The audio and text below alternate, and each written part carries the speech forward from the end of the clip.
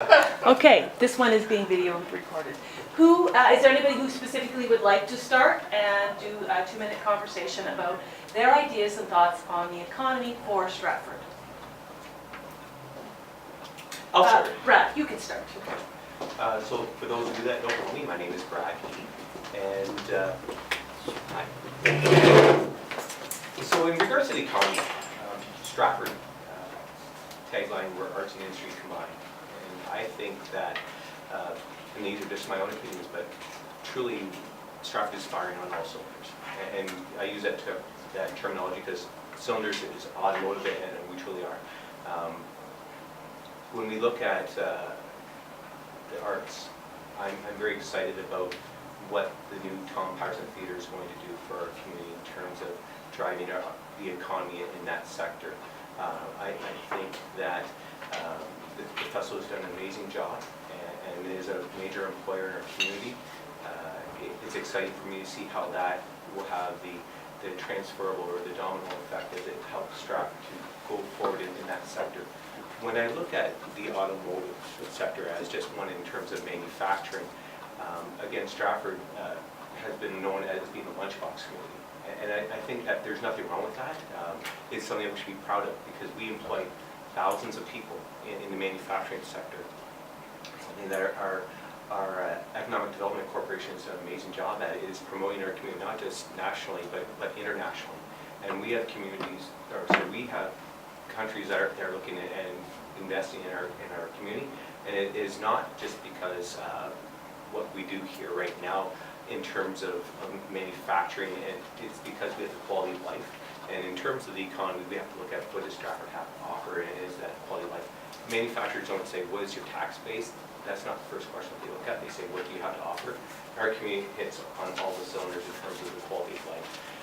Then in terms of the small business, I'm so proud of our small business, and as a local chamber of commerce, I can tell you that it is truly amazing to see how many unique businesses that we have. Thank you. Yeah. Okay. Dan? What Brad was saying about the larger businesses, maybe I'll focus more on the smaller businesses. I do think that I do worry a little bit about, and this is going to come up, I think, in a lot of the debates about housing, things like that. Housing is going to come up a lot. And as far as people always talk about consultation, I've talked to a lot of people, and they're always worried about who you'd be consulting with and what it costs. But a lot of the larger new companies, they're going to be doing their own consultations. And will there be people to employ? Will we have a workforce? So I feel that's kind of involved with how many people we have to bring these companies into town, new companies, new blood. As far as who's here already, it's fantastic, but we're in an expansion process, and I do see a lot of signs up looking for work. I know a few small businesses that are having a hard time getting people in there. Whether that's a long-term problem, I'm not really sure. It's kind of a hot button issue right now, but I'm not 100% convinced that this is going to be a problem in a few years.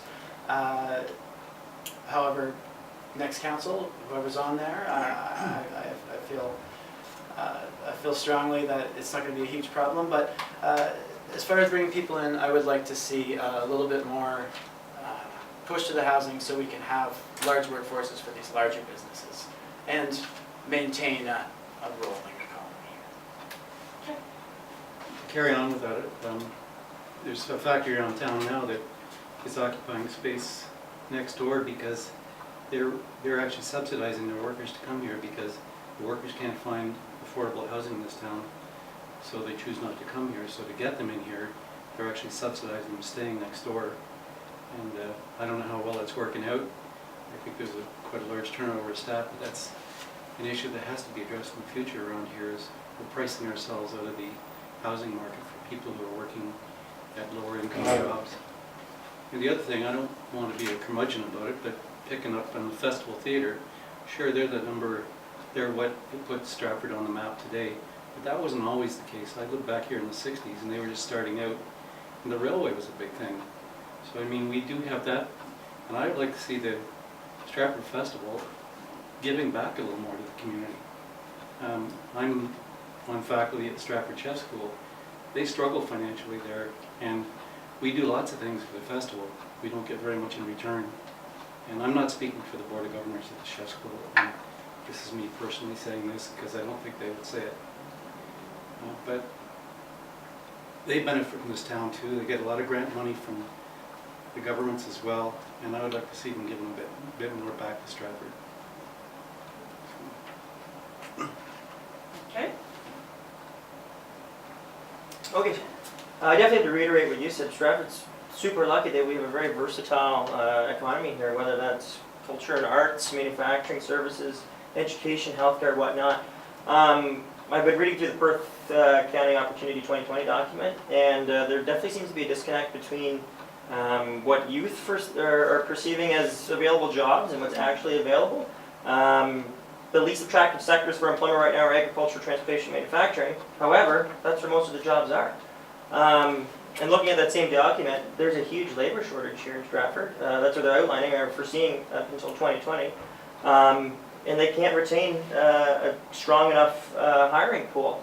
With that being said, I think that it falls on the city to come up with like a one-stop shop for potential employees to go there for upgrading skills, upgrading training, and looking for employers that are willing to give them a job that's tailored to their skills. In addition to that, 56% of small businesses in Stratford want to expand. However, in reading through the document, they're saying that they're skeptical because they don't think that the labor pool, again, is going to be able to meet their demands. I know that youth retention is a huge thing. The affordability piece plays into it as well. But again, there's a disconnect between either the educational sector and the employers and the city where there needs to be a multi-tier approach in order to educate people on where the jobs actually are. In addition to that, there definitely needs to be a one-stop shop on the other side of things for small businesses to go to because it's so hard to tap into the small business market here. They need to be aware of potential partnerships that they could establish in the community, grants to apply for, etc. Okay. Mary? I won't add any more about the sort of the interface between the labor force and housing. But I do think, and I see from the census, that the population in Stratford is flat. It's been that way for many years. And I'm not sure why that's happening or what can be done to grow it other than to create better housing. I do know too that we pay more taxes. Our mill rate is higher than Toronto. We pay exceedingly high taxes.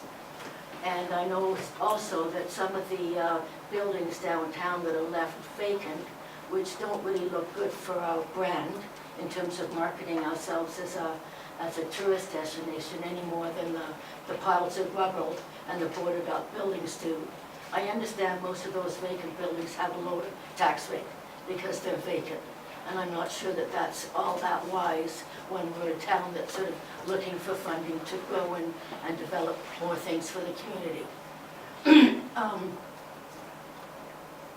Yeah, that's about all. And also, in terms of the efficiencies in government, I wonder if it might not be a good idea for council sometime to look at funding caps for consultants. We seem to be doing a lot of studies that come out with the same outcome, or what do you want me to say, and I'll say it, and then we're sort of going in different directions at once. So I actually think there's too much money spent on consultants. Okay. Joni? Hi, I'm a new business owner in town. I own the Yoga Chapel on Lorne Avenue, which I call the southern borders of Stratford because it's not in the downtown core because it's cheaper to rent out there. And so my sister and I made the decision to move out there to create a studio because rent's cheaper, and so I can build my business from the ground up and not worry about money right off the bat. But in the last 5 years that I've been here and been in Stratford, I've seen growth potential. I've seen a lot change in positive ways. I don't know all the interworkings of what's happening in the town. I'm, as much of a civilian as I am now a new business owner. That's why I'm here, because I want to know more about those things. I would say that as someone who's lived in a city basically all my life, I come from Montreal and Toronto, there's not enough trains. And I don't know if that's a thing. Our housing is relatively cheaper, like taxes might be expensive, but relatively cheaper. And I know a lot of people would travel to and from to Toronto if there was actual times. Like 8 o'clock in the morning and 5 o'clock to come back is not time. That means you're staying downtown or you're driving, and we want transit to be a bit easier. That's something I'd say is like the thing that makes me a bit frustrated with the growth potential of Torontonians or anyone from outward districts coming in, enjoying our town, because our town is awesome. I really do love Stratford. I think it's wicked. Coming from those towns too, we have all the things that we need: good coffee and good restaurants. Close to with- beaches. Close to beaches, right? Like it's awesome. And if you sell like tourism in that way, I think is really important. Selling it for the youth. Yeah. Hi, Hey. I'm also new to Stratford. I've only been here actually just under 2 years, so I don't really know a lot about the economy, but I do know that if you want to attract young people here and you want them to stay here, they want jobs in technology. They don't want jobs in manufacturing or on the railway or those other things. So I think what you would need to do is put a push in to attract technology companies. And what they want is an educated workforce. And while you have Conestoga College, which is great, and a tiny University of Waterloo, that could be expanded quite a bit because there's very limited programs that are available here. And the first thing that any company coming in, they want an educated workforce. And so rather than focusing on low-income jobs, I think if you want growth and prosperity here, I'd be looking in that direction. Thank you. You're welcome. It's Bruce. good to hear all the great input. I sort of look at it from the viewpoint of, do we need new business or do we want to get our act together with the existing business? So if we're having, these companies are all looking for people and they're all doing fairly well, it's, I guess, how